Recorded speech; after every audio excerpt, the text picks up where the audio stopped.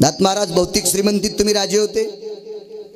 एखाद्या वेळेस तुम्ही देवाला पैसे दिले असतील, ऋणी केला असेल। शांती ब्रह्म एकनाथ महाराजांचे डोळे भरून आले। दादा,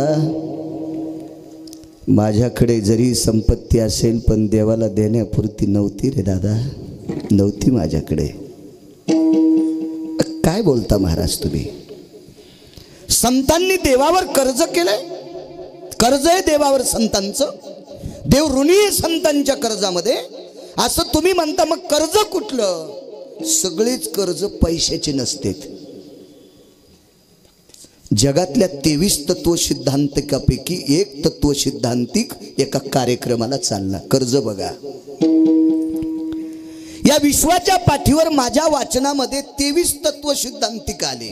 10-5 श्लोक पाठ करून दुसऱ्याच्या नाकात काड्या घालणारे नाही।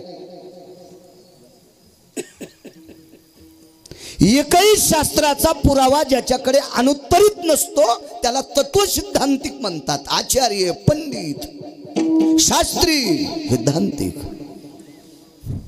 असा एक तत्व सिद्धांतिक कार्यक्रमाला चालला। काळ जुना होता, त्या काळामध्ये घोड्यावरचा प्रवास होता।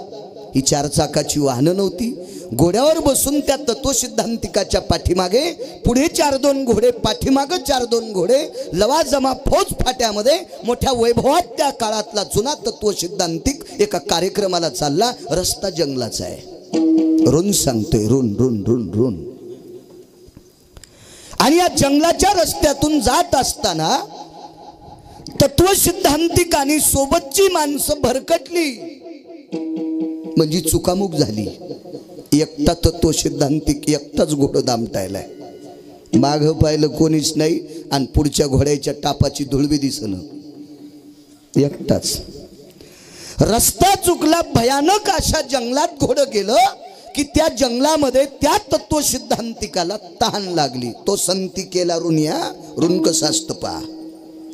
पैसे दिले म्हणजे कर्ज होते असं डोक्यातलं काढून टाका। काही काही कर्तव्याचे पण ऋण आहेत। ज्यानं मला अपघातात उचलून हॉस्पिटलमध्ये नेलं ते पण ऋण आहे। देवळाचे नाना ऋण आहे, ऋण ऋण, त्याला सुद्धा ऋण म्हणावं लागेल। जी माणसं भेटायला आली त्यांचं सुद्धा कर्तव्याचं माझ्या डोक्यावर ऋण आहे। तो तत्व सिद्धांतिक माणूस एका झाडाखाली बसला, तहान लागली होती। तहान लागल्याच्या नंतर आजूबाजूला पाणी दिसत नाही। घोड्याची ऊर फुटली आणि घोड्यानं प्राण सोडला। इतकं घोडं दामटील तर ऊर फुटली घोड्याची, प्राण सोडला घोड्यानं।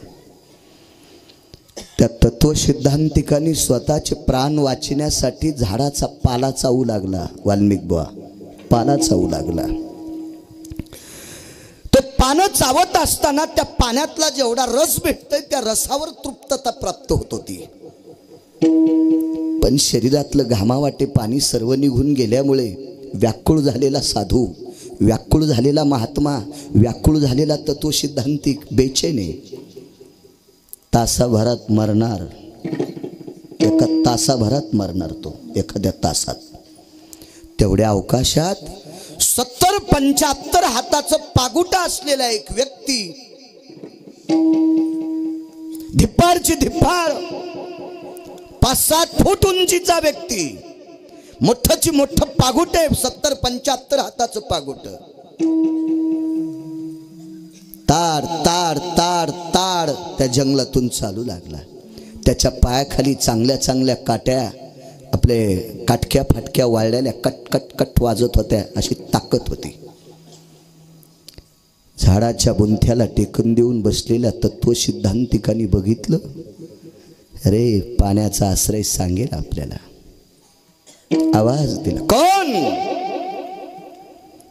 त्या व्यक्तीनं झाडाच्या बुंथ्याकडे बघितलं। खूप ठिकाणी गंध लावलेला व्यक्ती आहे, गळ्यामध्ये माळा येता, घामाघूम झालेला व्यक्ती आहे। डोक्यावरचा फेटा बगलात घेतला आणि त्या झाडाखाली त्या समोरच्या तत्व सिद्धांतिकाच्या चरणी नाक घासलं। कोणीतरी साधू दिसतंय, पंडितजी, आपण जी का बसला तिथं? दादा घोडं मेलं रे माझं, घोडं मेले। एक काम करा महाराज, तुम्हाला जिथं जायचंय तिथं मी पाठीवरनं घेऊन जातो. तत्व सिद्धांतिकानं सांगितलं तशी तुझी ताकद भरपूर आहे, पण दुःख एका गोष्टीचं आहे, आता प्राण जातोय, पाणी प्यायचे रे. आवाज आवाज, पाणी प्यायचे, पाणी पाणी. त्या समोरच्या व्यक्तीनं सांगितलं हाकेच्या अंतरावर एक विहीर आहे, हाकेच्या अंतरावर एक विहीर आहे, मी तिथपर्यंत तुम्हाला घेऊन जातो. चलता येत नसल्यामुळे त्या तत्वसिद्धांतिकाला या धिप्पाड व्यक्तीनं पाठीवर घेतलं आणि विहिरीच्या जवळ नेलं. पण नशिबाची कहाणी खोटी होती, पाणी काढण्यासाठी लवट नव्हता.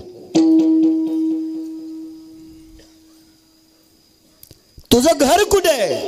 एक तासभर जायला लागल माझ्या पायानं आणि तासभर वापस यायला लागेल. तत्वसिद्धांतिकानं सांगितलं 10 मिनिटं वाचण्याची शक्यता आहे. जीभ बाहेर येत होती. एक काम कर, मी गेल्याच्या नंतर याच वनातली लाकडं जमा कर आणि मला पेटून दे. कोल्ह्या कुत्र्याने माझं शरीर खाण्यापेक्षा अग्नीमध्ये माझं शरीर समर्पित कर. तुझे उपकार माझ्या डोक्यावर राहतील. पण तो माणूस हुशार होता.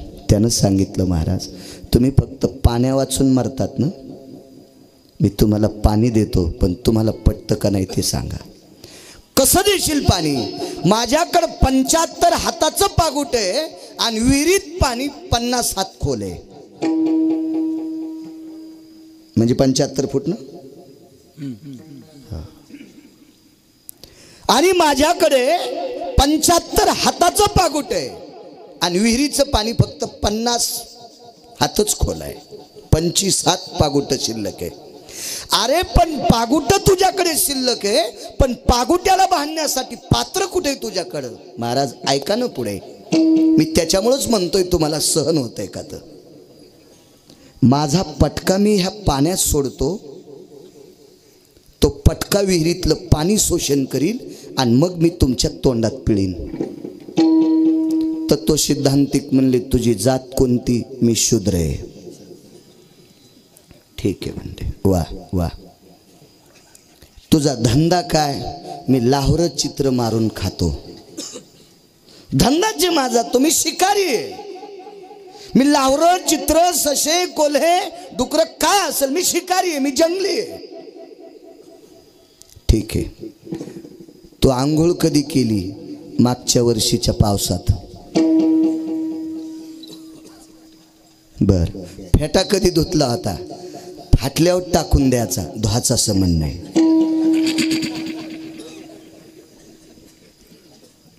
अरे बाप रे, शिकारी माणूस, शूद्र माणूस,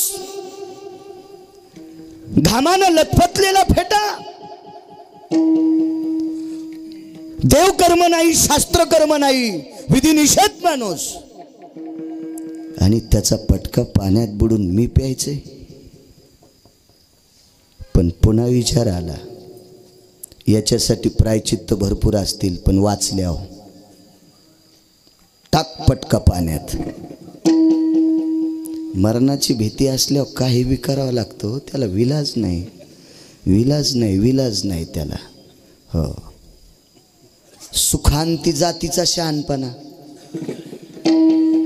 दुःख बोकंडीवर पडल्यावर काय करता? घन बाळू महाराज वजनात राहिला, पण अडचण आली न बापू. काही नाही ना, आता मंडळीला हात लावायचा नाही, शेजारीन स्वयंपाक करीन, शिजेव खिचडी.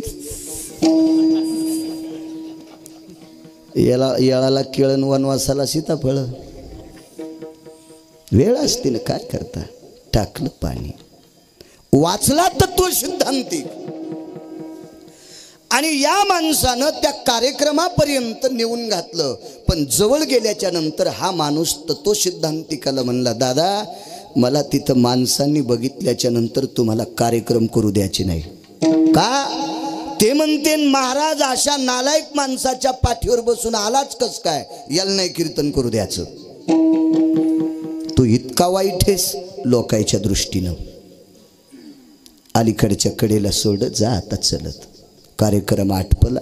लाखो लोक महाराजासाठी वाट बघत होते. सुंदर कार्यक्रम झाला आणि त्या काळात महाराजांचा सन्मान करण्यासाठी फेटा, वस्त्र आदी करून काय असतील ते सन्मानाचं साहित्य आणलं. महाराज तुमचा सन्मान करायचा. महाराजांनी सांगितलं, तुम्हाला जर माझ्यावर श्रद्धा असेल तर एकच काम करा, या जंगलात एक मोठ्या फेट्यावाला माणूस होता, त्याचा सन्मान करायचा. ते लावरं चित्र खाणारे असू द्या रे, माझ्या वक्तव्याने तुम्हाला समाधान वाटतंय, तुम्ही मला चांगलं मानता, तुमच्या अंतकरणात माझ्याविषयी गोडशी जागा आहे हे माझ्या लक्षात येते, पण तुम्ही मला मानताना मी वाचलो असेल तर त्याची कृपा आहे. तो जर मला भेटला नसताना मी वाचलो नसतो. लोक म्हणले या बेट्यानं केलंच काय असं? अरे पाण्या वाचून मरत होतो, त्यानं पाणी पाजलंय. चला, किती मोठं ऋण होतं. पैसे दिले का त्या माणसानं त्या महाराजाला? नाही, पण प्राणदान दिलंय. हे ऋण आहे, ऋण. आणि ऋण माणसाकडे असलं की त्या ऋणाच्या लाजकाज माणूस नाचत असतो. एक जणांनी पोरीच्या लग्नाला पैसे उसने घेतले.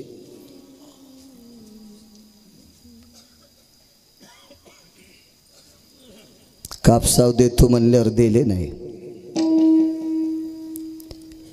पैसे मागण्यासाठी देणारा आला आणि विचारलं, दादा आमचे पैसे.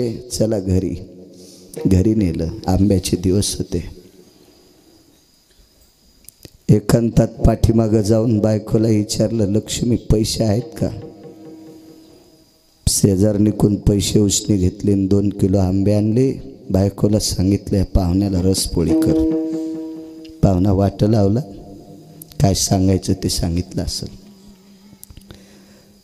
बायकोनं विचारलं, 15-20 दिवस निघून गेले तर आपण एक कैरी सुद्धा घरी आणली नाही. लेकरानं आंबे मागितले की तुम्ही मारता. पाहुण्याला 2 किलो रसाचे आंबे का आणले? पोर आहे देखता, विचारू नकोस ग, तुला नंतर सांगतो.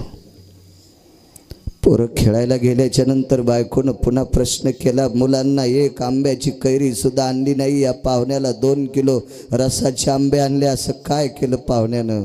अगं, आपल्या एकुलत्या एक पोरीचं लग्न त्यानं पैसे दिल्यामुळं झालं ग, आणि त्याचे पैसे अजून फिटले नाही, म्हणून किमान घरी आल्याच्या नंतर रसपोळी तरी करावा ही भावना झाली, म्हणून नाचे.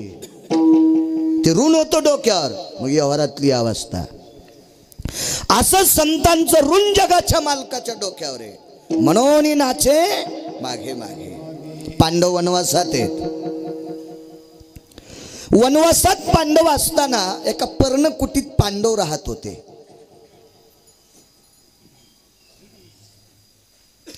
पांडव वनवासात पर्णकुटीत राहत असताना 2 मोगळामध्ये नकुल सहदेव झोपायचे. एका बाजूला अर्जुन, एका बाजूला धर्म झोपायचे, आणि पर्णकुटीच्या तोंडाला भीम झोपायचे, कारण निशाचरांना, राक्षसांना भीमाची भीती वाटायची. म्हणून भीम पर्णकुटीच्या त्या झोपड्याच्या तोंडाला, आणि मधामध्ये द्रौपदी असायची. हा नित्याचा नियम असायचा. पण द्रौपदी 4 दिवसाची असल्याच्या नंतर द्रौपदी पर्णकुटीच्या बाहेर झोपायची. आणि या कालामध्ये तिला स्नानाकरता गंगेवर जाता येत नाही. मग 4 दिवस स्नान कुठं करील? रात्रीच्या समयाला आईसाहेब भगवंताला अब्दागिरीनं असा वारा घालायच्या, आणि भगवंत झोपले की लक्ष्मी आईसाहेब झोपायच्या, आणि लक्ष्मी आईसाहेब झोपल्या की जगाचा मालक 1-1:30 वाजता येऊन द्रौपदीच्या बाजूला पाण्याचे माठ भरून ठेवायचा. पांडव उठायच्या अगोदर तिचं स्नान व्हायचं. एके दिवशी विचारलं भीमानं, द्रौपदी 4 दिवसाच्या रजस्वाला कालामध्ये तुला गंगेवर जाता येत नाही, आम्ही 5 भावापैकी एकही तुला पाणी आणून देत नाही, आणि आमच्या अगोदर तुझं स्नान आटपतंय, पाणी देतंय कोण? द्रौपदीने सांगितलं, मालक, मी ज्या कुळात जन्माला आली, उभयंता तिकडच्या आणि इकडच्या दोन्ही कुळाची शपथ घेऊन सांगते, आंघोळीसाठी पाणी उशाला तयार असते, कधी पायथ्याला माठ भरलेले असतात, पण कोण देते याचं मला ज्ञान नाही. भीमानं सांगितलं, द्रौपदी लक्षात ठेव बरं, आपल्यात आम्ही 5 आणि तू 6वी इतक्यामध्ये प्रकरण आहे तोपर्यंत ठीक आहे, पण हे प्रकरण जर जघन्य झालं तर लोक शंका घेतील द्रौपदीला पाणी कोण आणून देत होतं. विनंती द्रौपदी तुला निमूटपणे सांग, तुला कोण पाणी देत होतं. द्रौपदीने सांगितलं, मी द्वारकाधीश भगवंताला बोलून घेते, आपण त्याला विचारू. आवाज दिल्याबरोबर आला जगाचा मालक. मागे पुढे उभा आहे सांभाळीत. हाक मारल्याबरोबर आला. विचारलं 5 पांडवांनी, का हो पाणी कोण देते द्रौपदीला? ते म्हणले 16,108 बायका मला आहेत. कोणतीनं आंघोळ केली त्याचा मलाच मेळ लागणं, तर हिच्या आंघोळीचा कशाला मी ताण घेऊ? मी कशाला ताण घेऊ हिचा? येतो मी, मला गडबड आहे. पण द्रौपदीच्या पक्क लक्षात होतं भीम नावाचा पती आपला आटापिटा केल्याशिवाय राहणार नाही. देवाच्या थोडीशी पाठीमागत गेली आणि झाडाच्या आडंगी उभं राहून देवाला विचारलं, देवा एक विनंती तुला. काय? तू पाणी देत नाहीशी खरे रे, पण या प्रपंचात माझी फार व्यथा आहे रे देवा. मला कोण आणून देते ते तरी सांग. मग विश्वाच्या मालकानं तोंड उघडलं, द्रौपदी हे सगळेजण स्नान करते त्या वनामध्ये, या अरण्यामध्ये, उष्णतेच्या व्याकुळ स्थितीमध्ये तुझ्या अंगाला किती स्वेद देत असेल, आणि म्हणून तू बिना आंघोळीची कशी राहावा मला करमत नाही ग द्रौपदी. याच्याकरता मी तुझ्या उशाला पाणी आणून ठेवतोय. म्हणून नाचे मागे मागे. यमधर्माने विटेवरच्या मालकाला द्वारकाधीश कृष्ण परमात्म्याला प्रश्न केला. ठीक आहे, पांडव त्यांच्या कर्मानं वनवासाला गेले, काय गरज होती धर्माला बायको लावायची? निषेध काम केले धर्मानं.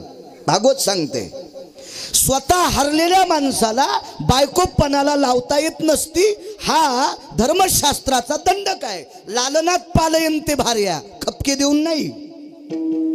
बायको लालनात पालायची असती, आणि चुकीचं काम केले धर्मानं, आणि त्यानं केलेल्या चुकीच्या कामासाठी तुम्ही प्रपंचाचं मात्र करून वनात त्यांच्या मागे फिरता, गरज काय?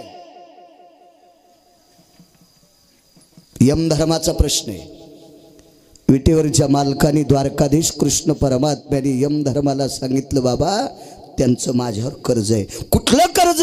वनवासात पण भजन करतात. पांडव पाहते पांडव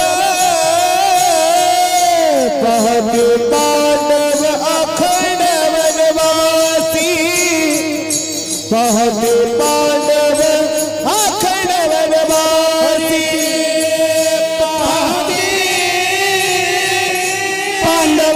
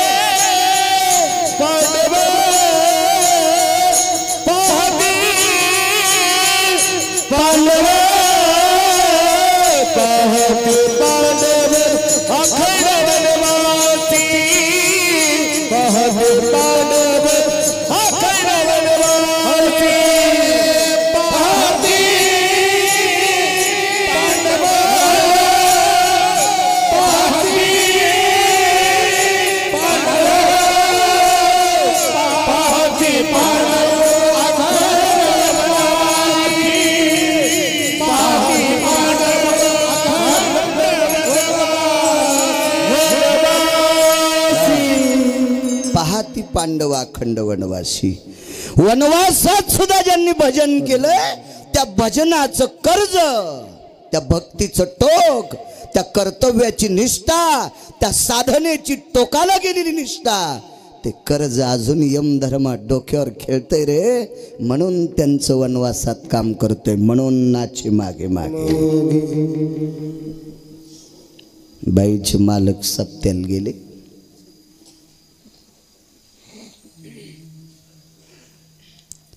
सप्त्यात काय काम करायचं वाल्मिक बाबाईच्या मालकाने. तुम्ही आम्ही सगळे जेवल्यावर पत्रावळ्या उचलायच्या आणि पत्रावळ्यावर जे उरलेलं असेल का ते खायचं. इतकी परिस्थिती बिकट. आधा कदा सप्त्यात एखादं अंथरूण टाकलेलं असेल तर अंथरुणावर पाय जर टेकला तर त्या ठिकाणची माणसं मारित होते. इतकी आचारसंहिता कडक होती त्या काळात. गुतले सप्त्यात. बाईच्या प्रसूत कालाला 9 महिने 9 दिवस होऊन गेले. म्हणून नाचे मागे मागे. का नाचते पुढे पा. उग नाही. बापान काम सांगितलेलं कट्टा ऐकणं. ज्या बापानं अहोरात्र काम करून पट्ट्यासाठी संपत्ती कमवा ते म्हातारपणात तांबे भरून देणं. विश्व ज्याच्या ताब्यात आहे तो काम करतोय. उगा रिकाम आहे करायला. टोक आहे भक्तीचं, कर्तव्याची शक्ती आहे. घरात पसाभर पीठ नाही. लाकडाचा ओढका घरात टेकलेला होता आणि त्या ओढक्यावर शाडूच्या मातीची मूर्ती होती. ती कशी तयार केली ती माहिती आहे तुम्हाला. मधात तर जाऊच दिलं नव्हतं. एका माणसाला विचारलं देव कसा दिसतो, त्यानं काठीनं चित्र काढून दिलं तर काठीनं. आणि तशीच शाडूची मूर्ती तयार केली, शाडूच्या मातीची, पांडुरंगाची. आणि एका श्रीमंताच्या घरी सरपण फोडायचं आणि त्याच्या बदल्यात सकाळी 2-4 मंजुळा मागायच्या आणि त्या मंजुळा पांडुरंगाला अर्पण करायच्या. ताकद नव्हती कोणाच्या तुळशीला तोडायची. काय काय परिस्थिती असेल, काय साधना असेल ती. बाईनं त्या लाकडाच्या ओढक्यावर समोर टेकलेल्या शाडूच्या मातीच्या पांडुरंगाच्या मूर्तीला प्रणाम केला. देवा,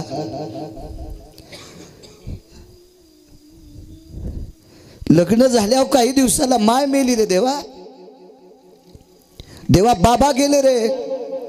रक्ताच्या नात्यातलं जवळचं कोणी नाही रे देवा.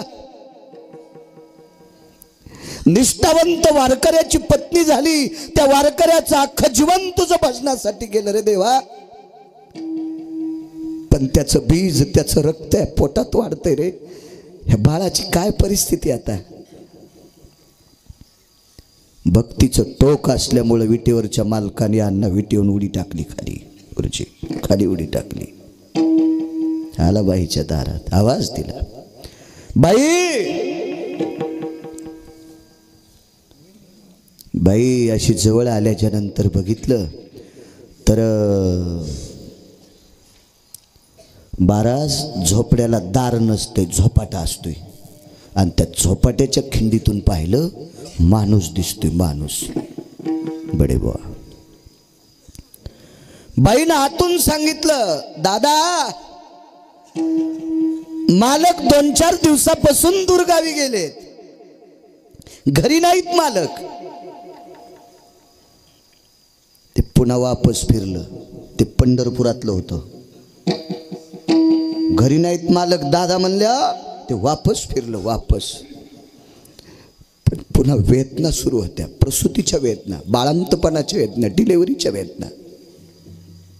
पुन्हा जगाचा मालक माणसाच्याच रूपात आला, पण दुसऱ्या माणसाच्या रूपात. पहिल्यासारखं कसं येता येईल. पहिल्यान फेटा असेल तर आता टोपीवर आला असेल. बाई, आता मात्र चालता येत नव्हतं. इतकी टोकाला वेदना गेलेल्या होत्या. कासावीत जीवत होता. तशीच रांगत रांगत तिथपर्यंत आली. आवाज दिला, दादा, धनी घरी नाहीत. इतकी परिस्थिती संसाराची बिकट आहे तरी मालकाला धनी म्हणती. धनी यायनं शिकायला पाहिजे. हो, घरी किराणा न देता इथं उभं राहिलेल्या कोण्याही भजण्यानं सप्त्याला जावा आणि घरी किराणा न देता यावा. आणि त्या घरी म्या म्हणावं महाराज कुठ गेलं, आमचा सप्त्या बोंबलत गेलाय.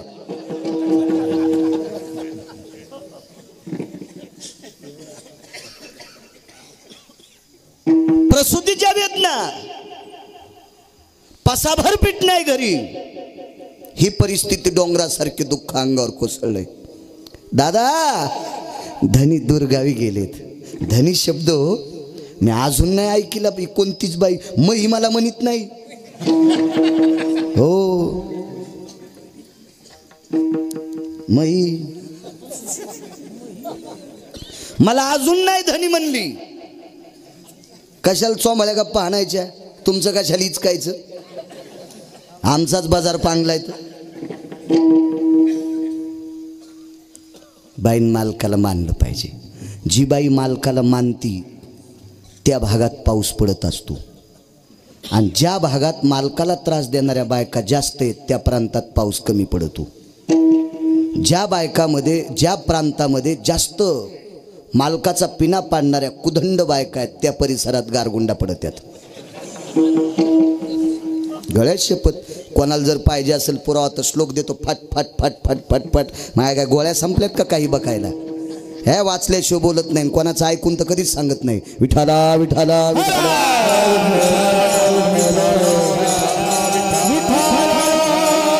पुन्हा वापस गेला जगाचा मालक. पुन्हा वापस, पुन्हा वापस. देवाच्या लक्षात आलं प्रसूतीच्या वेदना चालू आहेत. आपण जरा घेतलं रूप, पण तरुण माणसाचं घेतलं. जगजग म्हाताऱ्या माणसाचं रूप घेतलं. बाई लोळत लोळत तिथपर्यंत आली. पाहिलं खिंडीतून गालाच्या झुरळ्या लोंबलेला वयस्क म्हातारा आहे. आवाज जायचा नाही म्हणून जोरात आवाज केला, दादा. धनिक घरी नाही तर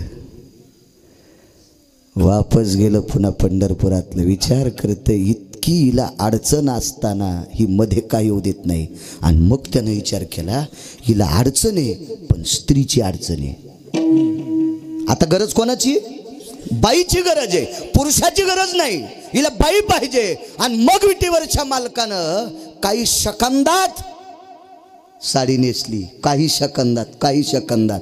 इकडं तर काय सांगितलं, स्त्रीचा वेध जर घेतला तर तिसऱ्या जन्मामध्ये हिजडा होईल. नाचे जो कोंबडा, हो तो तिसऱ्या जन्मात हिजडा होईल. गुरुजी असा पुरावा आहे, पुरावा आहे, पुरावा आहे. जगाच्या मालकानं साडी नेसली. एका बाईच्या सुनाला लय दिवसाला देव पावला. आणि सून गरीबाच्या घरची होती पण काम लय करीत होती. एक सून श्रीमंताची आणि एक गरीबाची. श्रीमंताची सून आली की सासूला 150 रुपयाचा पीस आणत होती. सासू तिलाच म्हणायची बबे बबे बबे. ही गरीब म्हणली, बाई आता माहेरातली गरीबी आहे पण आत्याबाई तिला बबे बबेच करतात. शेजाऱ्यांनी सांगितलं तिच्यापेक्षा तुला जीव लावायचं करायचं का? मथारी झोपली की हातपाय दाबी जाय. बबली गेली चुलीत. मथारीचे हातपाय दाबले की सासू पुन्हा बबी म्हणलीच नाही, घाल तू आपीच चुलीत तिकडं. सेवा करायली नाही. किंमत असते शक्तीला, कर्तव्याला किंमत असते. लय दिवसाला देव पावला. बाळांपणाचा काळ जवळ आला आणि सुनबाईनं सासूला सांगितलं, आता माहेर जरा खेड्यात आहे, रस्ता चिखलाचा याचा आहे, गावात वाहन जात नाही. मला वाटतंय आईबापाची गरिबी आहे माझ्या, एवढं बाळात पण इथंच करावं. सासून सांगितलं, कशाला ताण घेते तू? लोकाच्या भुरक्या कुटून दळणं निसून लोकाचे धुणे भांडे सडा सारवण करून त्याला ट्युशनला पैसे दिले, तो सक्का दे रे. आणि जिल्ह्यातला 1 नंबरचा गायनिक आहे. गायनिक म्हणजे डिलिव्हरी तज्ञच ना. हा, स्त्रीरोग. मी ऐकून हुशार झालो, नाही तर शिक्षण तर 7वीचे मग. पण मला काही इंग्रजी शब्द थोडे थोडे कळालेत. फिरल्या होतं माणूस हुशार. जिल्ह्यात 1 नंबरचा गायनिक, स्त्रीरोग तज्ञ, प्रसूती तज्ञ. आणि सखादी रे, तुझ्या मालकानी वळहाय रचल्या, बराशी खाल्ल्या, गटार उपसिली लोकायचे. आणि जे पैसे मिळतील हमाल्या केल्या शहरात जाऊन, आणि जे पैसे मिळतील ते ट्युशनला त्याला दिलेत. म्हणून तर जिल्ह्यात 1 नंबरचं डॉक्टर झाले. आपल्या घरच्या दवाखान्यात बाळंतपण करायचं. वेदना सुरू झाल्या, गाडी आली, डॉक्टरला निरोप गेला, गाडी पाठवली, मोठी VIP 5-50 लाखाची गाडी. बाई हॉस्पिटलमध्ये दाखल झाली. पण प्रारब्धाची गती, पगारवाढीचा संप. एकटंच डॉक्टर दवाखान्यात मरायले. एकही ढवळ्या कपडेवाली नाही. तिला काय म्हणते? नर्स. एक सुद्धा नाही. ऑपरेशन थिएटरमध्ये बाईला घेतलं आणि डॉक्टर आईकडे आले ना आईला सांगितलं, माय एक काम कर, बाजूच्या कॉलनीमध्ये माझ्या इतकाच माझा मित्र इद्वान आहे, आपल्याकडून 1 रुपया घेणार नाही, मी चिठ्ठी लिहून देतो, वहिनीला त्या दवाखान्यात न्या. आईनं डॉक्टरचे खांदे धरून हालेलं, बाळा तुला एक आठवतंय, तुझ्या बाबाने आणि मी काही जरी प्रयत्न केले तरी तू डॉक्टर होऊ शकत नव्हतास. तुला लोकांचीतलं शेण काढावं लागलं असतं.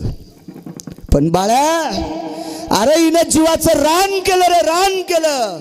आणि तुला ट्युशनला पैसे दिले, खोली भाड्याला पैसे दिले, वाटेल त्या गोष्टी, तुला चांगल्या कपड्यासाठी पैसे दिले. अरे तिनं शिवलेलं लुगडं घातलं रे, 4-4 ठिगळाचं लुगडं घातलंय तिनं. तिच्या ऋणातून मुक्त होय बाळा, तिचं बाळांतपणे.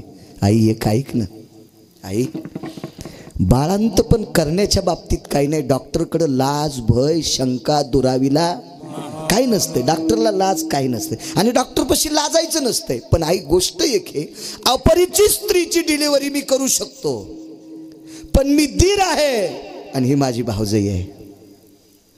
म्हणून वहिनीच्या जवळ मी बाळांतपण करण्यासाठी जाऊ शकत नाही. का जाऊ शकत नाही? आई, मी 2 वेळेस ऑपरेशन थिएटरमध्ये गेलो, पण किंचाळ्या फोडणारी माऊली, वेदना कंठाला गेलेली माऊली मी गेल्याच्या नंतर पदर सावरू लागली. भारतीय संस्कृतीतली स्त्री आहे ना ती. दिराला पाहिल्याबरोबर पदर घेऊ लागली. वेदना किती असहाय्य असत्या, ती पदर घेऊ लागली. पदर. आई, मी वहिनीच्या समोर जाऊ शकत नाही. तुला पर्याय सांगू का बाळा? पलीकडच्या चौकटीला डोकं देऊन रडत असणारा तुझा दादा आहे, तुझा मोठा भाऊ आहे बाळा. अरे ट्रकची ट्रक रातोरात त्यानं हमाल्या केले रे.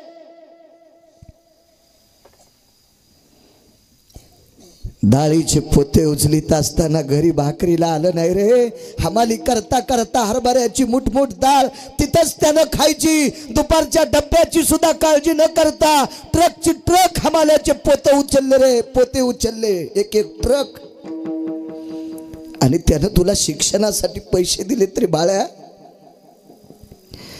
त्याचं रक्त हिच्या पोटात वाढतंय. या 2 जीवाचं कर्ज तुला डोक्यावरचं खाली करायचं असेल तर तिची डिलिव्हरी कर. आई, मी डॉक्टर आहे, तुझा मुलगा आहे, तुला खोटं बोलू शकत नाही. वहिनी माझ्या समोर नाही थांबू शकत. मी वहिनीच्या पुढे जाऊ शकत नाही. का? मी पुरुष आहे.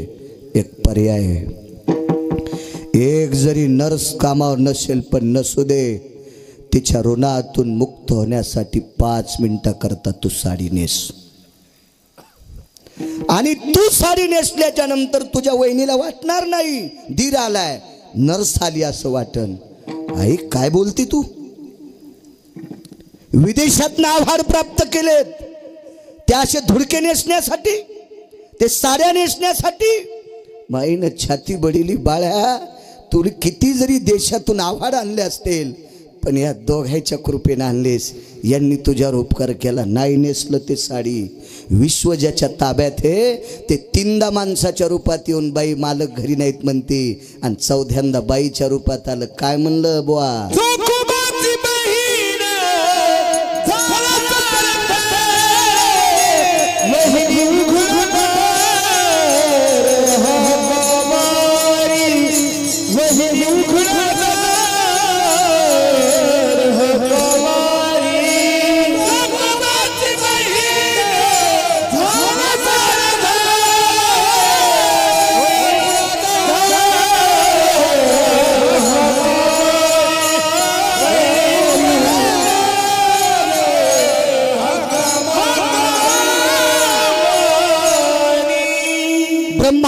आला मालक बाईच्या रूपात, वहिनी दार उघडा, उघड दार.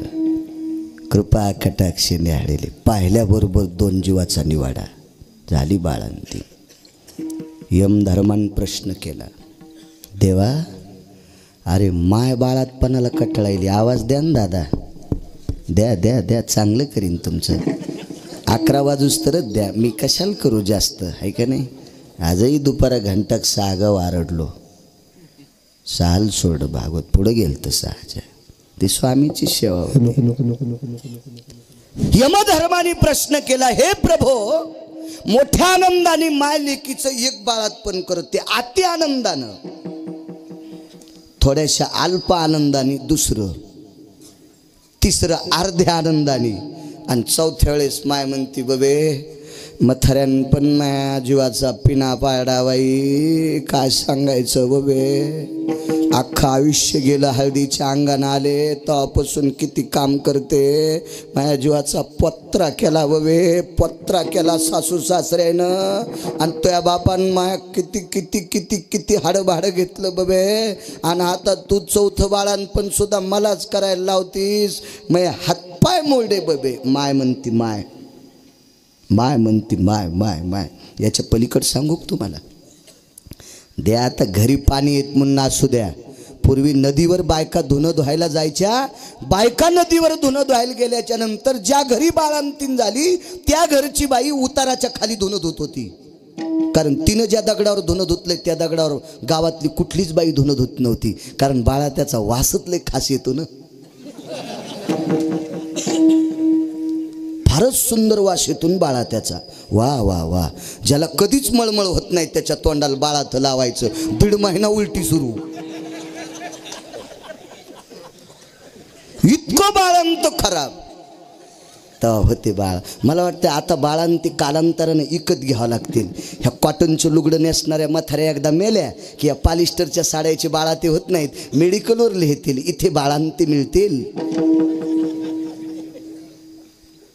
जुन्या बायकांच्या कपड्याची लुगड्याची बाळंते असायचे, आणि ते बाळा ते 27 दिवस त्यानं धुतले, 27 दिवस. यमधर्म म्हणत होते, देवा काय वाटतं का हो तुम्हाला. देवानं सांगितलं मुकाट्या बस. अहो देवा मी मुकाट्याच बसतो, तुमच्याशिवाय मी कोणाचं ऐकतो का. मी तुमचा सेवक आहे, पण मला दुःख वाटतं मालकानं मालकाच्या वजनात राहावा. आहेत ना तुमच्या इथं गडी, मग काऊन शेण काढायले. वजनात राहा ना मालकानं. अहो काय गरज आहे तुम्हाला बाळांपण करायची, आणि शिवाय सुधराच्या बायकोचं. ब्रह्मांडाच्या मालकाचे डोळे भरून आले, यमधर्माला सांगितलं, यमधर्मा अरे जिवंतपणी किती भजन केलं हे सोडून दे. अंत्यविधी झाल्यावर पेटिल्याच्या नंतर त्याचे हाडं इठ्ठल इठ्ठल म्हणत होते, हाडं सुद्धा हाडं सुद्धा हाडं सुद्धा. अरे ते विठ्ठल विठ्ठल म्हणणारे हाडं पाहिल्याच्या नंतर लक्ष्मीच्या कानाला आस्ती लागल्याच्या नंतर लक्ष्मी मूर्छित अवस्थेत पडली होती. एकदा आस्ती आणायला नामदेवराय गेलते रे. नामदेवी आस्ती आणल्या पार खोडी, नामदेवी आस्ती आणल्या पार खोडी, घेतसे छत्रपाणी पितांबरी,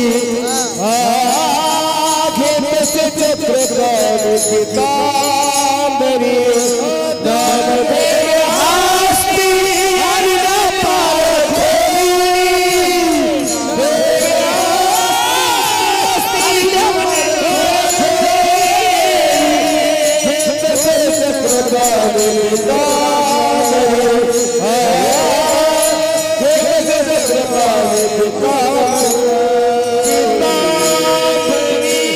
नामदेवे अस्ति आणल्या पार कोणी, घेतसे चक्रपाणी पितांबरे.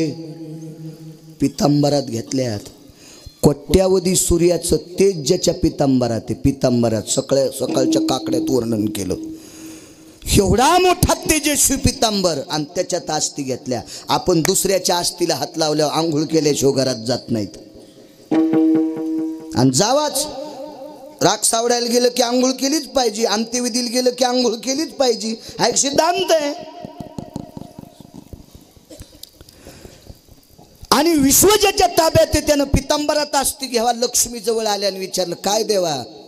म्हणले, मी येडा नाही, लक्ष्मी कान हल्ला विठ्ठल विठ्ठल म्हणत होत्या. यमधर्माला सांगितलं, बेट्या जिवंतपणी माझं भजनाचं कर्ज माझ्या डोक्यावर असेल सोडून दे, मेल्याच्या नंतर पण हाडं विठ्ठल विठ्ठल म्हणत होते. याच्या पुढचा सिद्धांत आहे का? या साधूच्या पोटी जन्माला आलेलं पोरग जन्माला आल्यापासून भजन करीत होतं. उपजता कर्म मेरा वाची विठ्ठल सावरा, वाची विठ्ठल सावरा, वाची विठ्ठल सावरा. उपजता कर्म मेरा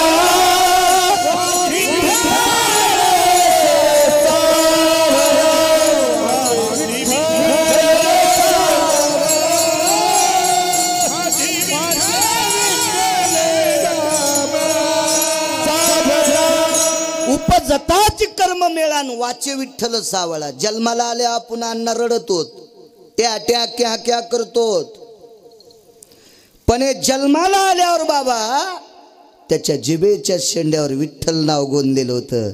या भक्तीचं कर्ज माझ्या जगाच्या मालकाच्या डोक्यावर. म्हणून नाचे मागे मागे,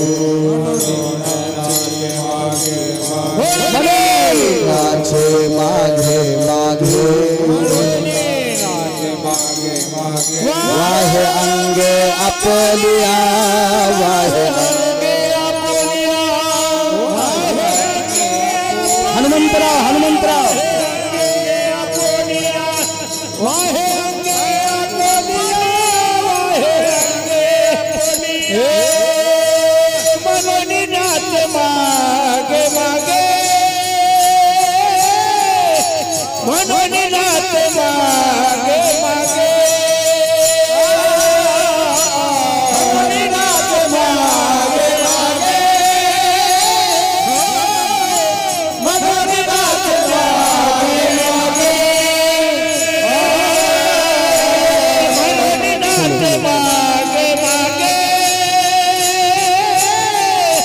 मनोनी नाच मागे मागे,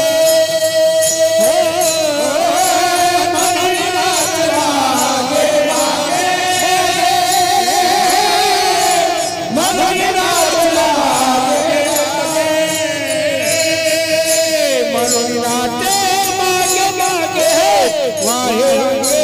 मागे.